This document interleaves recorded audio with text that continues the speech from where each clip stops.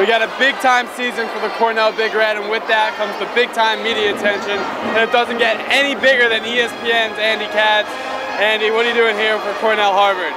Well, I wanted to see Cornell, obviously, watch them against Kansas, saw them against St. John's, and, you know, I'm firmly believing that this team, if they get into the NCAA tournament, which I think ultimately they will, they can win a couple of games, kind of like Davidson did a couple years ago. Now, they don't have Stephen Curry, but they've got other pieces that, as I know you know, that Steve Donahue's talked about, that Ivies haven't had. Someone like Jeff Foote that can equalize a little bit. So I want to see it in person, and obviously this is a great venue to have them come on the road to Harvard. Yeah, it definitely is. I don't think Harvard's ever been sold out like this. What have you seen so far from the Big Red that you like for them going forward? Well, the versatility, the fact they have more than two options in Whitman and Foote, with Eric Peck starting to shoot the ball really well.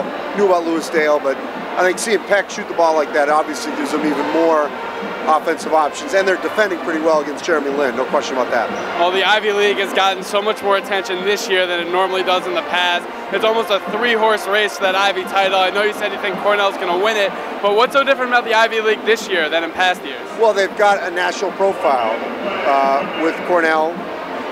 You know, the Kansas game, obviously, with Jeremy Lin getting a lot of national attention. And it's funny, Princeton's actually flown under the radar, which is unheard of. Yeah, you know. Princeton really has. You know, they've been kind of quietly doing it. But do you think the Ivy League can really keep this national stature moving forward into next year and the year after guys like Whitman and Foote leave? I think it's going to have to be every year, unfortunately. You know, they're going to have to sort of rekindle it, you know, with Lin leaving as well. So, you know, it's been like this before with Penn and Princeton when they've had good teams.